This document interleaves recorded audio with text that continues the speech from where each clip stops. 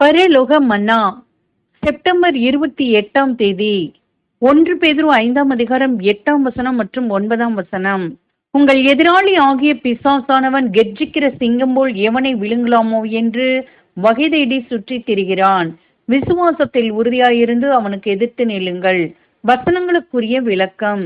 சாத்தான் நமக்கு எதிராளி என்னும் போது நாம் எதிர்த்து போராடுவது மாம்சத்தோடும் இரத்தத்தோடும் மட்டுமல்ல, துரைத்தனங்களோடும் அதிகாரங்களோடும் அந்தகார லோகாதிபதியான சாத்தானோடும் பொல்லாத ஆவிகளின் சேனைகளோடுமே.